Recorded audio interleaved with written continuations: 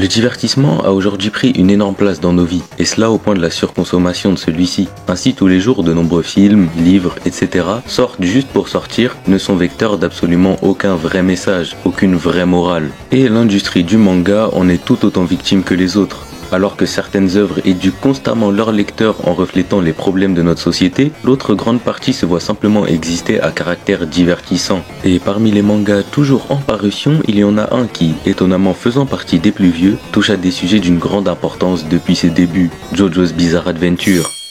Juste avant de commencer cette vidéo, petite précision, mais ce que vous allez regarder était censé faire partie d'une autre vidéo que j'ai sortie précédemment. Je n'ai pas pu tout enregistrer dans les temps, alors j'ai finalement décidé de la développer un peu plus et d'en faire sa propre vidéo. N'hésitez pas alors à aller checker l'autre vidéo après avoir regardé celle-ci et de vous abonner, liker, tout ça. Merci beaucoup et bonne vidéo.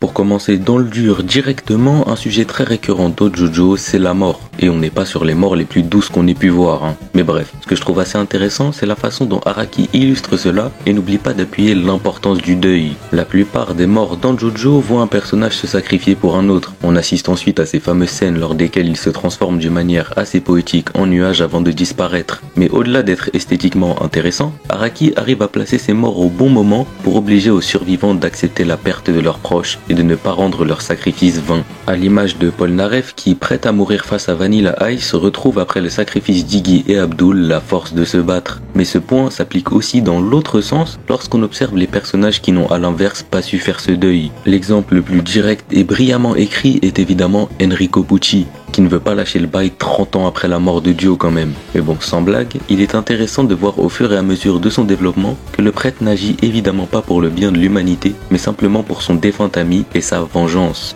Une motivation pleine de haine avec comme réel but d'éradiquer les Joestar qui ne le mènera qu'à une fin pleine de souffrance. D'ailleurs, petit conseil, mais n'hésitez pas à aller lire le spin-off de Josuke et All Horse, qui traite particulièrement bien de ce sujet à travers les anciens subordonnés de Dio et la cousine de Kakyoin. Je vous spoil pas, mais franchement ça vaut le coup d'aller le lire, c'est que 3 petits tomes, ça va pas vous prendre beaucoup de temps et c'est super sympa.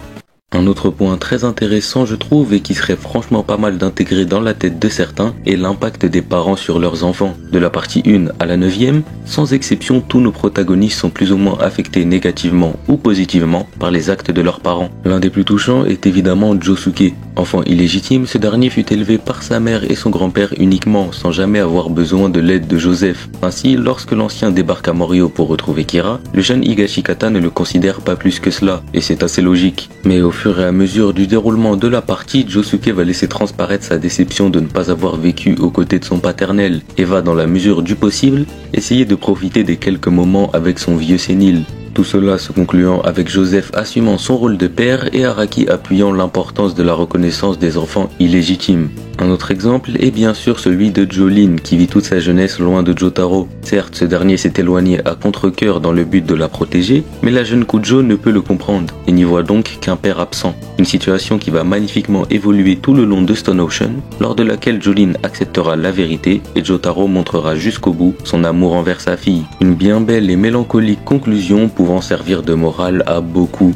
Et des sujets de grande importance, il y en a beaucoup. Même beaucoup trop pour cette vidéo qui n'était pas censée exister à la base. Mais avant de passer à la dernière partie, j'aimerais en traiter d'un dernier qui fait encore plus écho à notre situation actuelle, celui de Valentine et son rôle de président. Funny Valentine est un criminel à 100%, il a tué de nombreuses personnes, c'est un pointeur, et j'en passe, mais bon, vous avez compris le profil, c'est bien un politicien. Et pourtant, à l'image de ce qui s'est passé dans différents pays rien que pendant cette année, le président américain est énormément apprécié du peuple. Une des raisons derrière sa popularité est l'organisation de la Steel Ball Run, et certains penseront peut-être que l'organisation d'une course de chevaux est une raison bien bête pour faire confiance à un président, et vous avez raison, mais il nous est forcé de constater que c'est bien le cas, même chez nous. Un manga sorti dans les années 2000 résonne donc encore plus de nos jours qu'il l'a fait à sa parution lorsque l'on voit les différents arguments utilisés par certains partis aujourd'hui. Mais ce n'est pas tout sur Funny Valentine puisque ce personnage a quelque chose en plus par rapport à de nombreux politiciens actuels, ses talents d'orateur. Si vous n'avez pas lu SBR, alors rendez-vous à la section suivante parce que je vais spoil.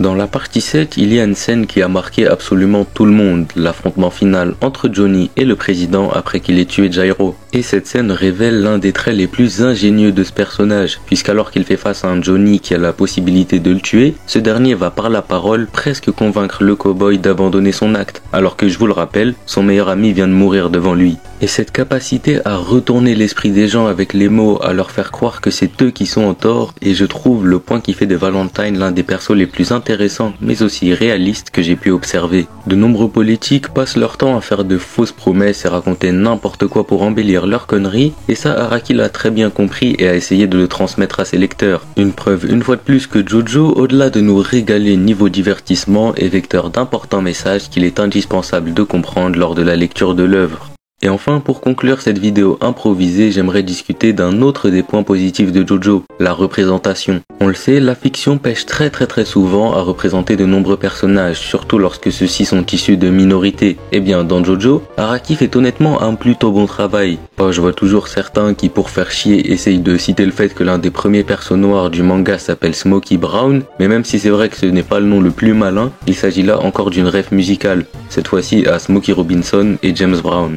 Mais bref, revenons à notre sujet, et dans Jojo on voit des personnages que l'on ne voit très peu ou très mal développés dans d'autres œuvres. Cela passe premièrement évidemment par les personnages féminins qui sont vraiment intéressantes, bien développées et sortent des stéréotypes communs des mangas sans pour autant passer outre leur féminité qui reste un trait important. Mais on voit aussi par exemple des personnages arabes, ce qui est très rare, d'autant plus lorsque ceux dans Jojo portent un vrai rôle et sont stylés de fou. Entre Abdul ou encore Endul, Araki ne s'est pas foutu de notre gueule et n'en a pas fait des clichés servant simplement de ressort comique comme on le voit bien trop souvent. On peut encore évidemment citer les nombreux personnages de Jojo appartenant à la communauté LGBT qu'Araki n'hésite pas à placer dans son œuvre. Le plus marquant étant bien évidemment l'antagoniste principal Dio qui est bisexuel, ou encore le personnage de Dragona qui, d'après les témoignages que j'ai vus, semble être une superbe représentation de la communauté transgenre. Et ça c'est franchement respectable parce que déjà Araki ne fait pas ça pour remplir un quota, mais c'est des personnages qui ont leur place et qui ont une logique dans la trame de l'œuvre, mais en plus de ça c'est de la très bonne représentation. Et tout cela est important parce que l'art ne devrait exclure personne, peu importe qui se retrouve devant une œuvre, c'est en fonction de ses goûts que celle-ci devrait l'apprécier ou non, et non pas parce que celle-ci est excluante. Je pense alors qu'il est important de remettre leur lettre de noblesse aux auteurs dont fait partie Araki et qui se dévouent à créer une œuvre d'art pour tous. C'est d'autant plus impressionnant avec Jojo's Bizarre Adventure que cette œuvre a commencé sa parution dans les années 80 et est toujours d'actualité. Ainsi, aussi ironique que ça puisse paraître, beaucoup de gens pourraient tirer de grandes leçons de la part d'une histoire dans laquelle on voit tout et n'importe quoi. Et quand je dis tout et n'importe quoi, c'est genre un prêtre qui accélère le temps et un gamin de 19 ans américain qui se bat dans un char contre un homme préhistorique.